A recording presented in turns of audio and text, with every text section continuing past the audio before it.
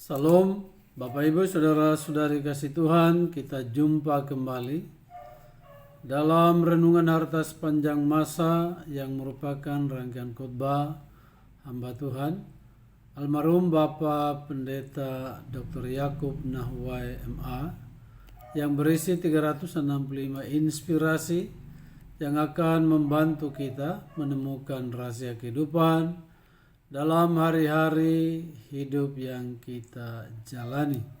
Untuk itu mari kita berdoa. Ya Bapa, kembali kami datang sujud sembah di hadapan hadirat-Mu, menaikkan pujian, hormat dan syukur atas penyertaan Tuhan di sepanjang minggu ini.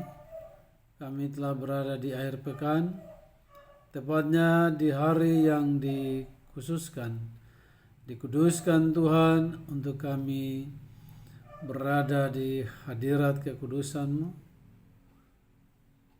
bersaat teduh dan bersekutu dengan Tuhan, memuji memuliakan nama-Mu, mendengarkan firman-Mu, merenungkannya. Karena itu mohon urapan kuasa Roh Kudus-Mu bagi kami semua, bagi tempat dimanapun kami berada, sehingga tidak ada satu kuasa pun dari yang jahat yang dapat mengalihkan perhatian kami daripada bersekutu dengan Tuhan. Terima kasih Bapa, dalam nama Tuhan Yesus kami berdoa. Amin.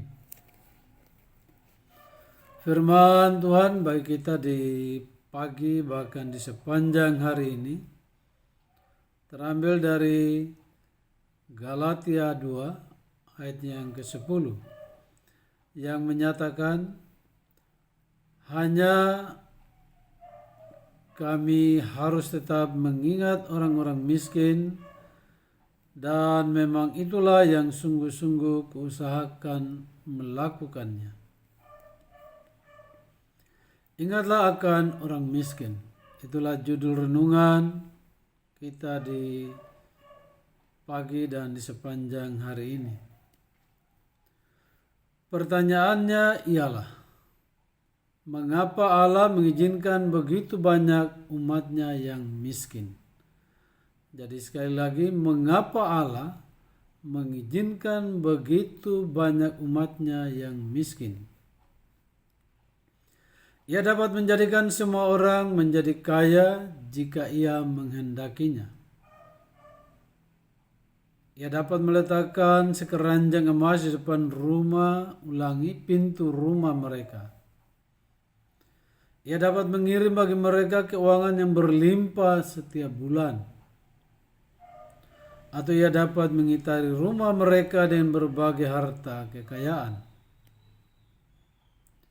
Ia dapat melakukan hal itu bahkan lebih lagi, karena bagi Dia tidak ada perkara yang mustahil dan penuh dengan kasih dan rahmat. Tidak ada alasan bagi kita untuk menjadi miskin, kecuali hal itu terjadi karena tujuannya. Langit, bumi dan segala isinya adalah miliknya. Emas, perak dan segala kekayaan adalah miliknya. Kepunyaankulah perak dan kepunyaankulah emas. Demikianlah firman Tuhan semesta alam. Hagai 2 ayat 9.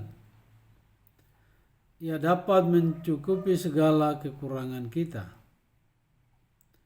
Ia dapat menyatakan kuasanya, kekayaannya, dan kemuliaannya dalam kehidupan, atau dalam menjadikan umatnya kaya dan berkelimpahan dalam segala hal, baik tubuh, jiwa, dan roh. Tetapi ia tidak melakukan hal itu. Ia mengizinkan umatnya berada dalam keadaan kekurangan, merana dalam hal-hal yang tidak jelas bagi mereka. Mengapa semua ini perlu terjadi? Bukankah Allah itu adil? Lalu di manakah keadilannya? Banyak lagi pertanyaan yang dapat kita ajukan.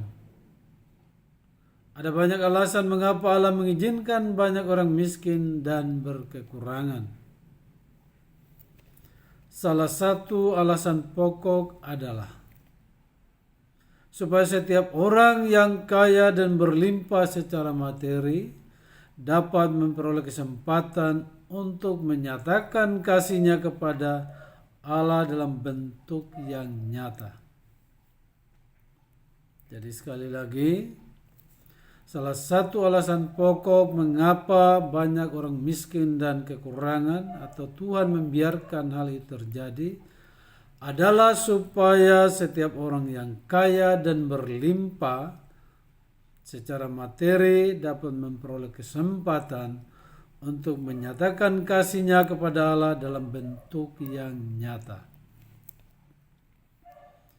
Kita dapat menyatakan kasih kita kepada Allah dalam nyanyian, pujian, penyembahan, dan doa. Tetapi itu belum cukup. Kita juga harus menyatakan kasih kita kepada Allah dalam bentuk amal dan sedekah. Jadi sekali lagi, tidak hanya cukup nyanyian, pujian, penyembahan, doa, tetapi juga apa yang ada pada kita, ya, harta benda kita, ya, untuk menyatakan kasih kita kepada Allah melalui amal dan sedekah atau pemberian.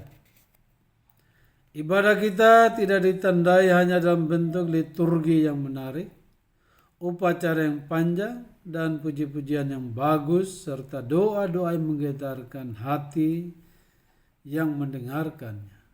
Tetapi juga dalam memenuhi kebutuhan para anak yatim dan para janda yang berkekurangan.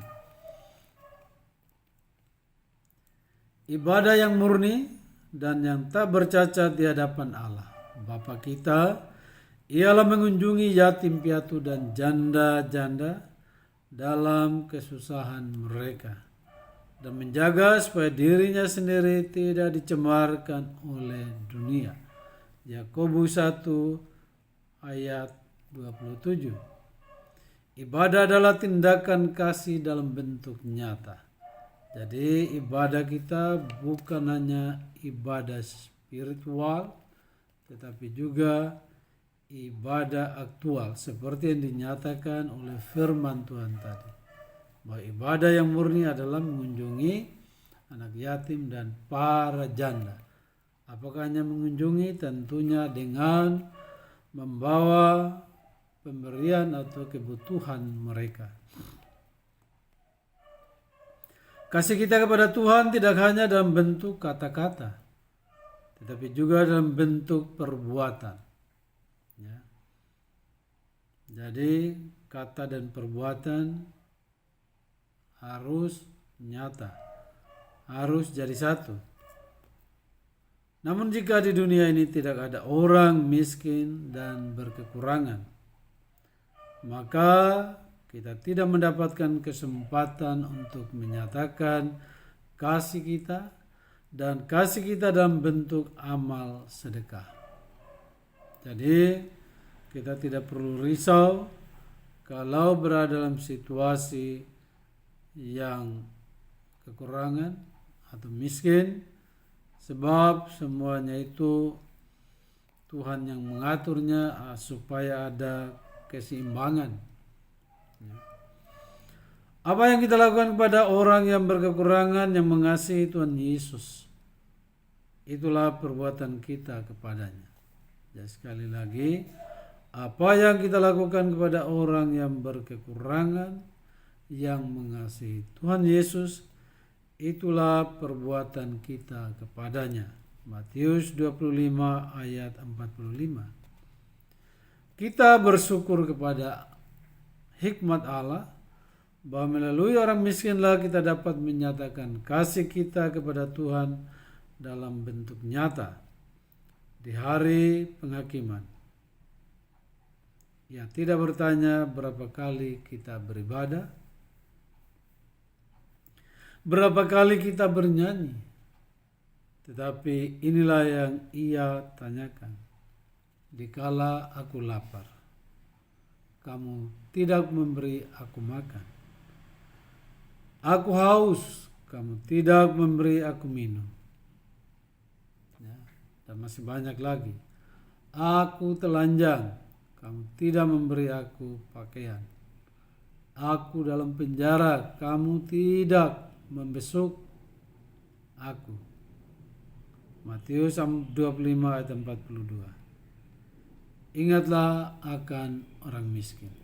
Dan sekali lagi, siapapun kita yang berkelebihan,